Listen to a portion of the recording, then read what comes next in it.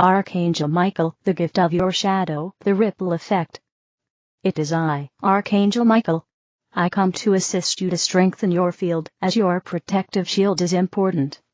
It allows you to stay balanced and centered, to stay attuned to the higher vibration energies, no matter what is brought in to be transmuted. The introduction of shadow energy seeking transmutation will bring reflections, where necessary for you to grow.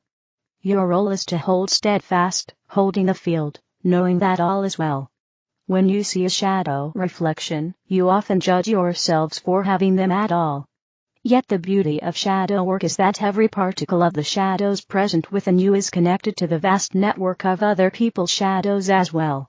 And so, as you free your portion of the shadow expressed within you, it signals, invites, and encourages others like it within other people in the greater field, to be transmuted as well. It is an invitation to the ripple effect that you experience when you work with one of these parts. For so many of you have had experiences of similar wounding, though perhaps for various reasons. At their core is often the fear of unworthiness, of feeling dejected or rejected by another. When these aspects come to understand that they are truly loved, then they naturally seek to come forward to be transmuted and experience their own change and evolution.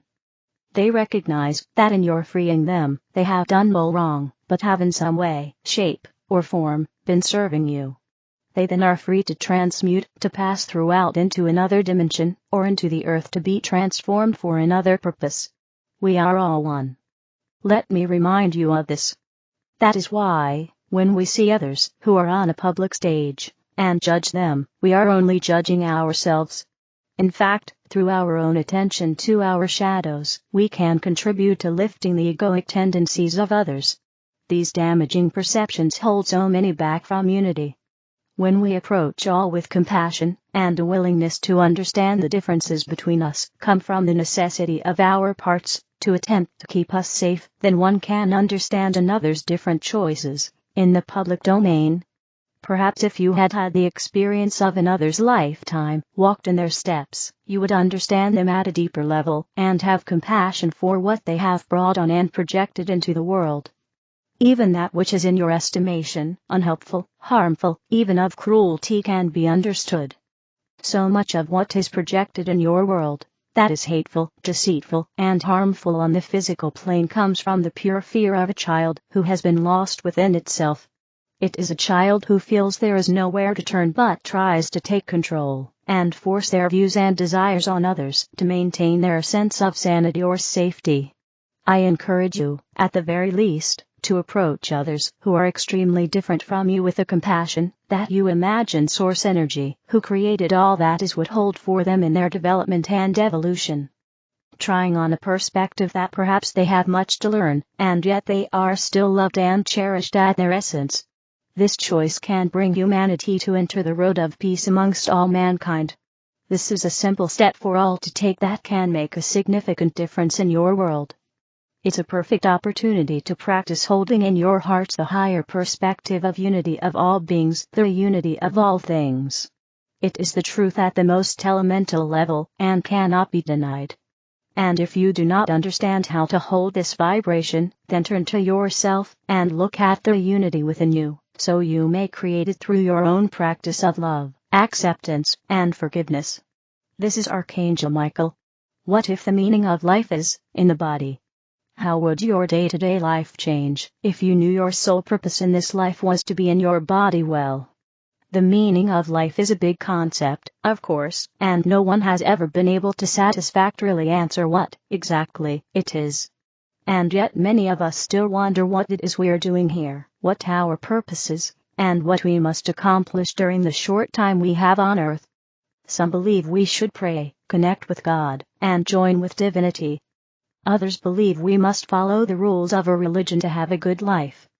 Some of us believe there is no meaning. We're just here following our animal instincts. From other perspectives, our higher self has some plan for us, but we don't ever get to find out what the plan is. What if the meaning of life was a little simpler than all that? What if the meaning of life is being in a body well? Discovering your spark through a lived experience. The Pixar movie Soul addresses this very question through an exploration of death, the afterlife, and the before life, when we are souls getting ready to come down to earth and begin our lives. In the movie, Joe Gardner is a musician who finds himself suddenly dead on the very day he's supposed to play jazz with his hero.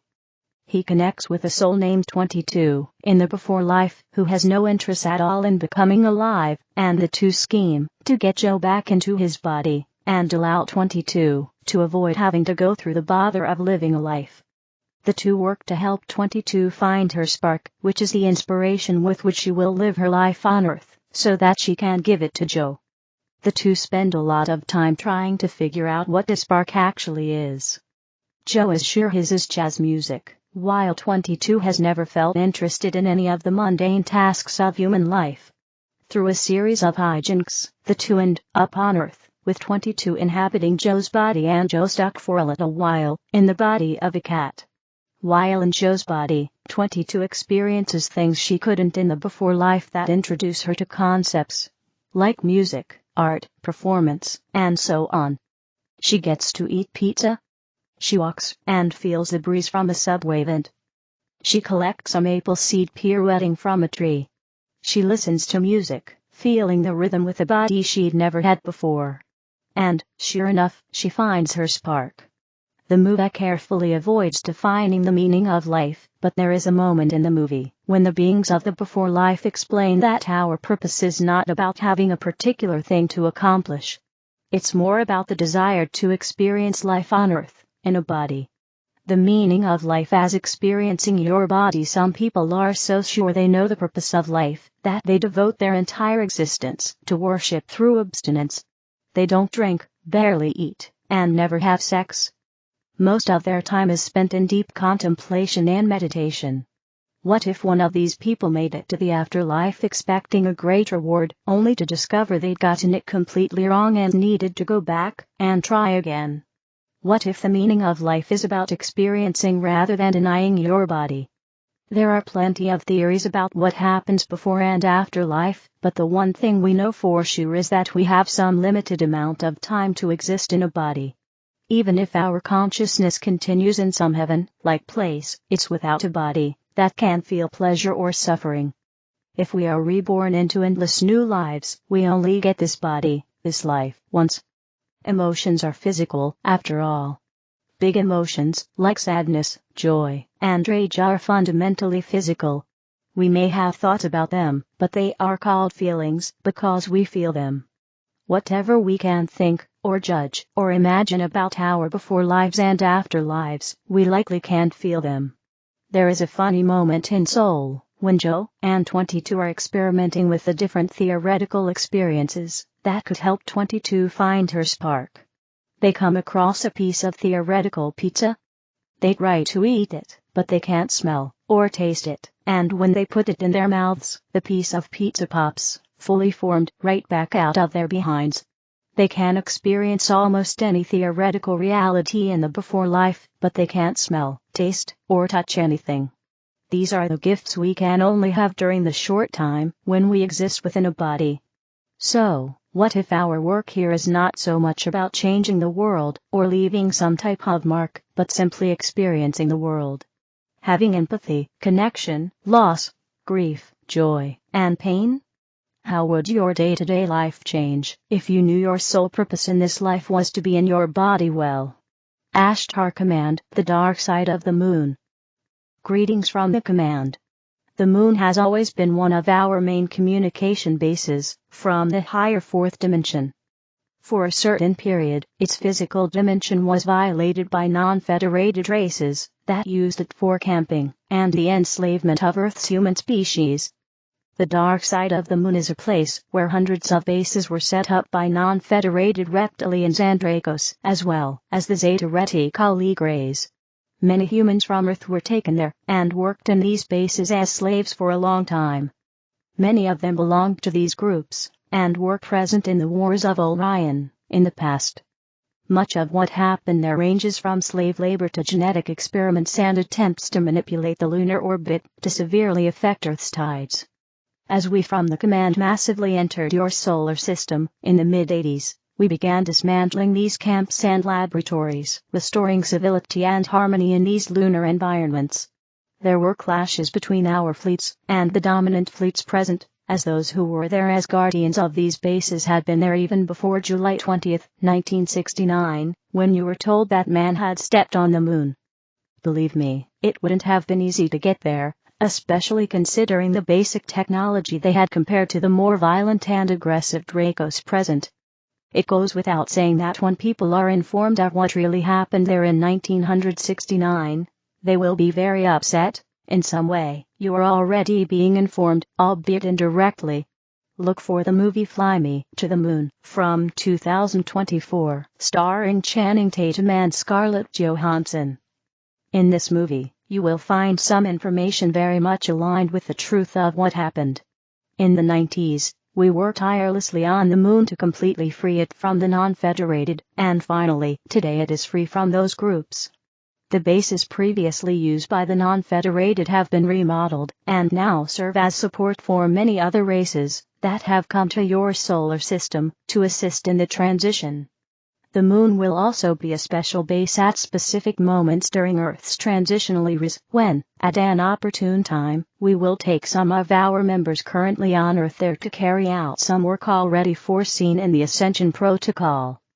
There is much information about the moon, but what is most important to know is this: it has been, and always will be, a great support in the entire Earth experience. Despite being much violated, its love for Earth, as being a great portal of the divine goddess, for all, has never changed, nor will it ever change.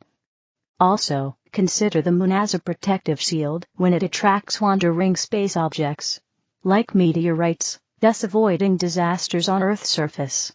In the not-too-distant future, the moon will also become, beyond one of the largest support bases in the solar system, an amusement park for Earth's people, where they can, in trips there in less than 1 second, enjoy numerous holographic games that will be set up there. Obviously, none of these games compare to those on Earth today, but they are games where intelligence is expanded and knowledge about the cosmos tested. All in a harmonious and happy way, along with others you will learn about later when your minds reach an expansive stage capable of understanding.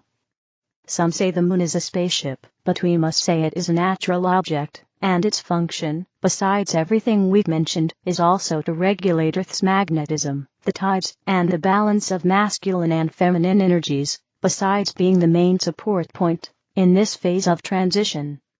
Just like on Earth, there is a central lunar sun that gives life to this body. The dark side of the moon will become very evident as revelations unfold with the advancement of the Ascension plan. One of the main ones is the fact that the dark side was, for a long time, a dimensional prison, where many of those who were on Earth as perpetrators of crimes and deviations from universal law were pulled by the attractor field of the dark side, leaving them trapped in that region, in the lower fourth dimension. Not only on Earth does what you call the umbral exist, but the moon, for a long time, especially on its dark side, has been, and to some extent still is, in its lower fourth dimension, a point for treating souls deviated from the law of love. This is something we are still working on, as many of our members, due to their many incarnations on Earth, have lost their way, and are now trapped in these environments to treat major deviations. In the future, this environment will be completely clear just as it is being done on Earth. When speaking of the positive side, we can mention lunar beings, our partners in this process of aiding Earth in its transition. Lunar beings are beings of high diplomacy, spirituality, and technological development, found between the higher and lower fourth dimension, and the fifth dimension, where the Marian hosts of the Virgin Mary operate. In the higher fourth dimension, the towers of integration and disintegration are located, which are mostly found on moons. When many of us from other systems come to Earth, on instructional and uplifting missions, molecular alteration of the bodies is necessary, as most of us, when we descend to denser environments in the universe, use physical bodies, even if molecularly different. Many of us already exist in dimensions where there are no physical bodies, but we continuously accept missions in environments where physicality is still present. This process of molecular alteration occurs in the disintegration tower. These special towers are responsible for transforming the physical body into etheric matter. Therefore, many of your contacts with us are through means where you see or recognize us as spirits. Of course, we are spirits, but most of us, when coming to Earth, leave our galactic physical attire and communicate in the spiritual planes, as if we were disembodied beings, a fact that will begin to change, as with the advancement of the Ascension Plan, we will finally be able to interact with you as we truly are, with our cosmic bodies. Much has been hidden from you, and one of our missions is to reveal and guide you to synchronicities that might show you the truth that has been denied by those who consider themselves superior and more worthy than you. This will also change as we have many informants spread across the planet. Bit by bit, we will reveal information that will make the penny drop and allow much to be understood. To your leaders who still resist our presence, we say, we have the ability to release an unimaginable amount of information on your internet that will literally back you into a corner.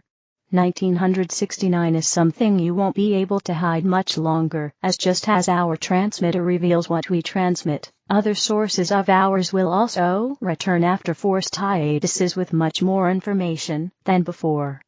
The time is approaching when Earth's humanity will finally know through all means of communication about us and the movements throughout the solar system. They will learn that Mars is not just a near-future visitation site, as your scientists say, but the truth that it is already visited with its bases also present and that many humans from Earth already live there.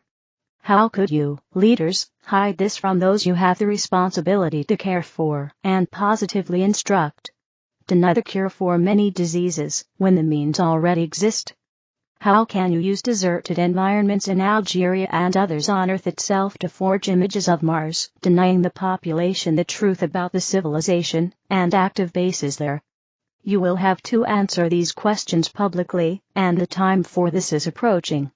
This is an official message from the Ashtar Command through Neva. Listen to the voice of the Ashtar Command through Neva. No threat is frightening to us or to any of our transmitters. We are well equipped, and, as we say, while you think we have already anticipated before you even organize any thought in your heads. In our next message, Neva, we wish to talk about artificial intelligence, AI. Be ready to receive our transmission telepathically. Adonis. Source: arrayofflight.com. The other videos are in the English video playlist. Help me spread the light, click like, share, and subscribe to the channel. Thank you.